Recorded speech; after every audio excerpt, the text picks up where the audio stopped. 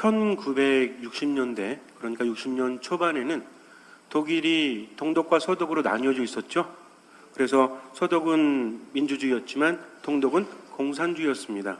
그래서 북한에서 동독으로 유학생들을 많이 보냈대요.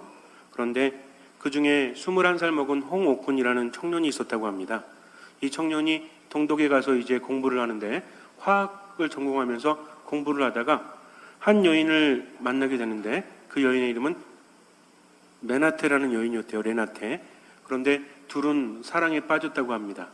우선은 이 여인은 18살 되던 그런 대학생이었는데 이 홍옥군은 그 여인에게 화학과 수학을 가르쳐주고 또 여인은 독일어를 가르쳐줬대요. 그렇게 공부하면서 서로 정이 트게 되고 서로가 좋아하게 되고 그래서 결국엔 둘이 결혼을 합니다. 그렇게 결혼을 하고 나서 이제 아들을 하나 낳고 또 한 아이를 임신하고 있는데 갑자기 북한에서 모든 유학생들에게 이틀 내로 돌아오라는 그런 통보를 합니다. 왜냐하면 그때 당시에 공부를 하다 보니까 자신들이 살고 있는 북한이라는 조국이 참으로 힘든 나라라는 것을 알게 됐죠. 그래서 동독에 있던 유학생들이 서독으로 많이 넘어갔대요. 그러다 보니까 북한에서는 그걸 볼 수 없으니까 모든 유학생들을 이제 돌아오라고 한 겁니다.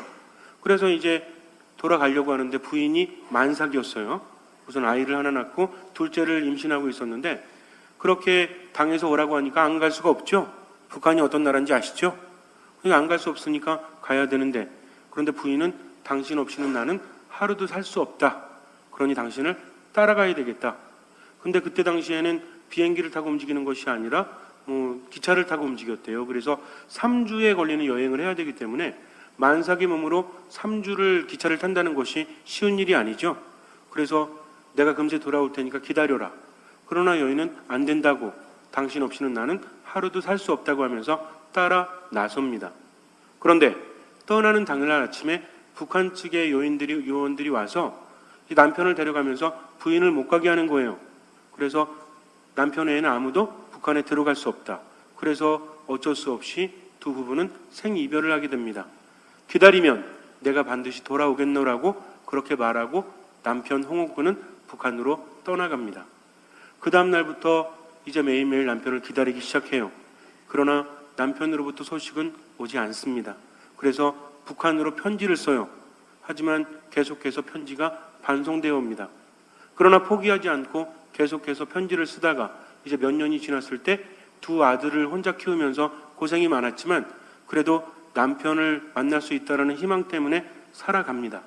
그러다가 이제 북한 대사관에 가서 내가 남편을 좀 만나고 싶다. 그러니 비자를 발급해달라 하고 청하지만 계속해서 반려가 됩니다. 왜 반려가 되는지는 알 수 없었지만 어쨌든 허락이 떨어지지 않아요. 그러나 그 여인은 남편을 잊지 못하고 매일매일 기다립니다. 그렇게 시간이 흘러요. 2007년이 됩니다. 1961년부터 2007년까지 40년이 넘는 거죠. 그렇게 소식을 기다리다가 남편이 죽었는지 살았는지 너무나 궁금했어요. 그런데 북한에 있는 사람들에게 연락이 옵니다. 왜냐하면 이제 남편이 살아있다는 것이 확인되었다는 거죠.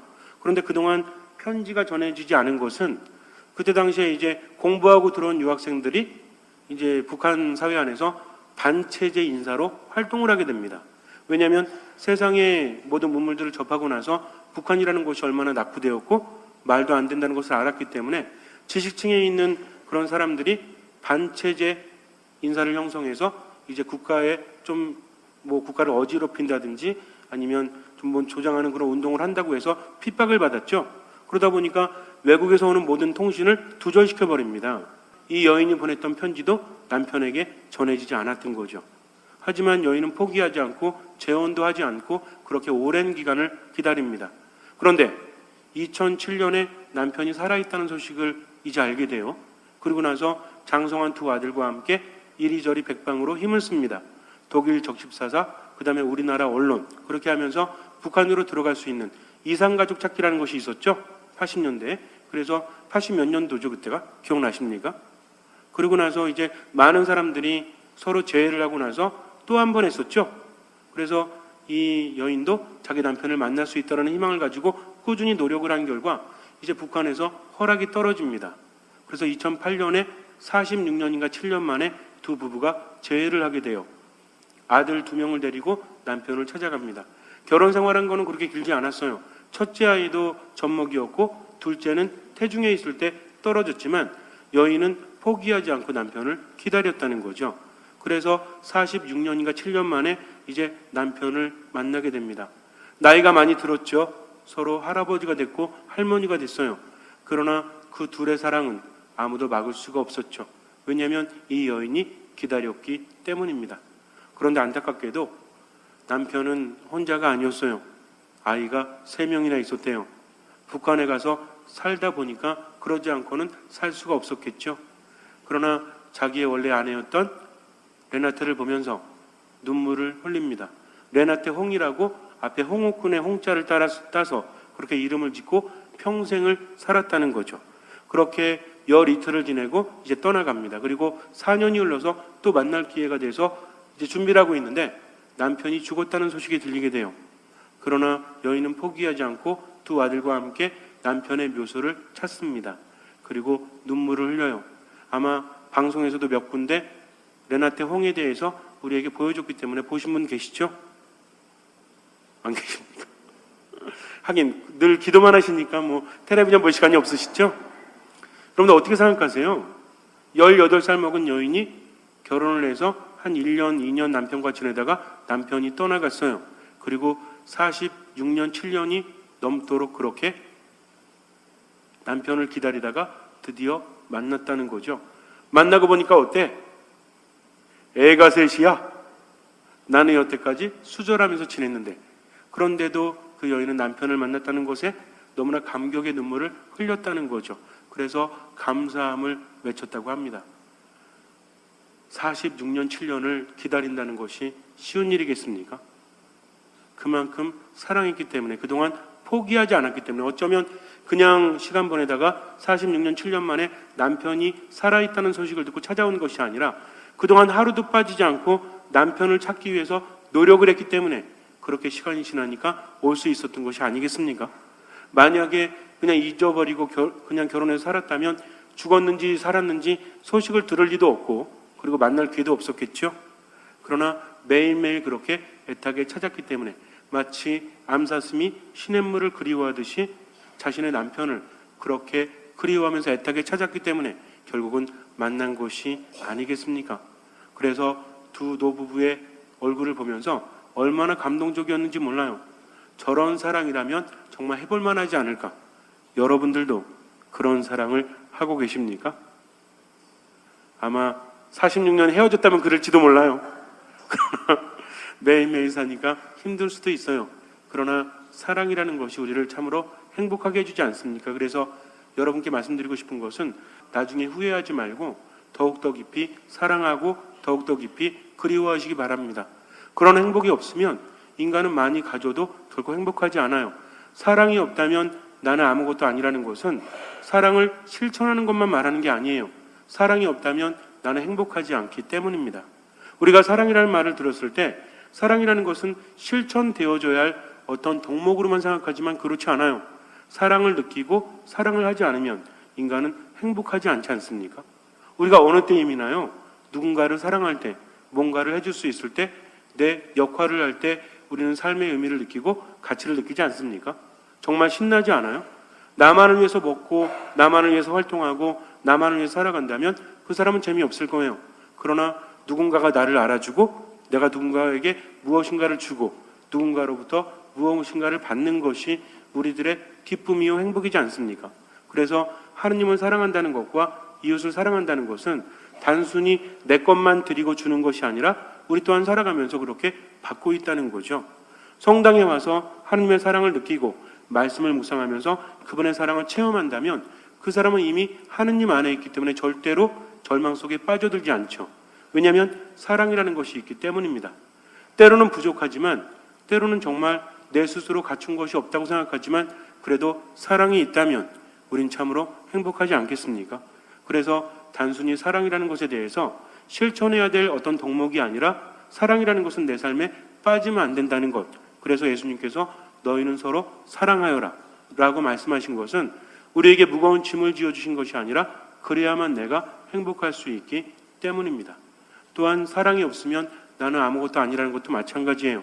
그래서 사랑이라는 것은 내가 체험해야만 다른 이들에게도 줄 수 있는 거죠. 근데 그게 없다면 그냥 사랑이라는 것이 단순히 실천해야 될 덕목이라면 우리들 삶 안에서 스트레스만 더 커지겠죠? 그렇지 않습니까? 성당에 오면서 원수를 사랑해라, 누구를 사랑해라. 그러나 그것들이 정말 내 삶에 행복을 더해주는 것이라면 그 맛을 느낀다면 그렇게 하지 않고는 배견할 수 없다는 거죠. 단순히 천국에 가기 위해서 실천해야 될 것이 사랑이 아니라 우리 삶 한가운데서 없으면 안 될 것이라는 것을 깨닫는 그 순간부터 그 사람은 진정한 사랑을 하게 된다는 거죠. 그러니 하느님께서 나를 얼마나 사랑하시는지 먼저 느끼고 체험해야만 다른 사람도 사랑할 수 있어요. 말씀 안에 머무십시오. 기도 안에 머무십시오. 미사 안에 머물면 충분히 체험하게 되고 다른 사람을 저절로 사랑할 수 있게 됩니다. 왜냐하면 하느님 안에 머무는 사람은 그분의 힘으로 세상을 살아가기 때문이죠. 오늘 제일 독서를 보면 한 여인이 사랑하는 님을 찾지 않습니까? 잠자리에 들어서도 지금 님이 없어요. 그러니까 밤새 동안 찾죠. 집에서만 찾는 것이 아니라 밖에 나가서 야경꾼에게 물어봅니다. 한 여인의 몸으로서 밤에 나간다는 것은 참으로 위험한 일이에요. 그러나 님을 향한 갈증으로 인해서 님이 없으면 나는 살아갈 수 없으니까 위험을 무릅쓰고 님을 찾아 헤맨다는 거죠. 우리 자매님들도 우리 저녁 미사 끝나고 집에 가실 때도 큰 길로 이렇게 가시죠? 빠른 길 두고도 왜 그렇게 가세요? 길이 험하니까 무서우니까. 저도 예전에는 요새도 잘 몰랐어요. 그냥 가까운 데로 가면 되지 왜 돌아가시나 그랬더니 밤길이 무서우니까. 이런 것들이 저는 남자니까 그런 걸 잘 모르지만 우리 자매님들은 밤길 무서우면 잘 안 가시죠? 근데 더군다나 옛날에는 치안이 좋았겠습니까? 그렇지 않죠. 그런데도 불구하고 여인이 밖에 나가는 것은 이 여인이 힘이 세기 때문에? 아니면 남자보다 주먹이 더 세가지고? 그것이 아니라 왜 나갔죠? 내 사랑을 보셨나 하면서 이 여인은 지금 사랑을 찾는 것 외에는 아무것도 보지 못한다는 겁니다. 그러니 나가서 누굴 만났어요? 야경꾼을 만납니다. 이것은 시간을 말해줘요. 아무도 돌아다니지 않는 위험한 시간에 여인은 밖에 나가서 자기 님을 찾았다는 거죠. 그렇게 최선을 다합니다. 그런데 야경꾼을 만나고 야경꾼이 돌아가니까 누굴 만났어요? 그때서야 님을 만나게 되었다는 거죠. 아가서라는 것은 이렇게 남녀간의 사랑 안에서 하느님과 우리의 사랑을 말하고 있다는 거죠. 암사슴이 목이 말라서 시냇물을 애타게 그리워하면서 찾듯이 애타게 찾으면 그 사람은 하느님을 만나게 된다는 겁니다. 복음 안에서 우리가 잘 알고 있는 막달라 여자 마리아가 나오죠. 이 여인은 참으로 대단해요. 왜냐하면 예수님께서 돌아가신 다음에 그분의 무덤에 처음 당도한 여인이기 때문입니다. 원래는 7 마귀가 들려서 몸도 마음도 완전히 망가진 상태였어요. 인간으로서 살아갈 길이 참으로 험합니다. 지금처럼 어디 멀리 가서 살 수 있는 처지도 아니죠. 우리도 그렇잖아요. 소문 한번 이상하게 나면 그 다음부터 잘 살 수 있어요, 없어요? 여인들은 자신이 개척해서 살아가는 것이 아니라 남자들에게 예속되어 있었죠. 지금이야 뭐 능력을 발휘하면 살아가지만 그때 당시에는 여인의 행복은 뭐였습니까? 누굴 잘 만나는 거? 남편을 잘 만나는 거. 그래서 시집 보낼 때도 장인이 뭐 받아요? 지창금 받잖아요. 자기 딸을 주면서 남편에게 지창금을 받습니다. 이렇게 여인이라는 존재는 아버지에게 또는 남편에게 예속되어 있는 존재. 남편이 잘 돼야만 부인도 잘 될 수 있다는 거죠. 그래서 시집가서 첫 번째로 해야 될 일이 뭐예요? 아들 낳는 거. 아들을 많이 낳으면 그 여인의 명예는 높아질 것이기 때문이죠. 그렇게 본다면 어릴 때나 또는 자라서나 나중에 나이가 들어서도 결국 누구 때문에? 자기 자신 때문이 아니라 누구로 인해서? 남자로 인해서 여인의 행복은 좌우된다는 겁니다. 남성 중심이에요. 여인의 삶이 이렇게 예속되어 있었다는 겁니다. 그리고 여인은 증인이 될 수 있다고 그랬어요? 아니면 증인이 될 수 없다고 그랬어요? 이것은요, 1900년대 초반과 중반까지도 이런 법들이 있었대요. 그래서 여인들은 증인으로 나설 수가 없대요. 왜? 헛거를 보기 때문에. 사실을 못 본대요. 그래가지고 옛날에 재밌는 얘기가 어떤 여자가요, 남자를 죽입니다. 그리고 무죄 받았어요. 왜? 여자는 판단력이 없기 때문에. 여러분도 어떻게 생각하십니까? 야, 운 좋은 여자라고 생각하지만 어떻게 본다면 사람을 죽여도 사람을 죽이는 게 좋은지 나쁜지 판단할 수도 없는 존재라고 1900년대 초반까지도 그렇게 여겨졌다는 거죠. 그러니 예수님 시대에는 여인의 어떤 지위가 높았겠습니까? 낮았겠습니까? 당연히 낮을 수밖에 없죠. 무슨 얘기인지 아시죠? 그런 여인이 이제 삶이 완전히 망가졌어요. 7 마귀가 들렸다. 이 여자는 이제 뭐가 막힌 겁니까? 혼사길이 막혔지. 누가 데려가겠습니까? 7 마귀가 들렸는데.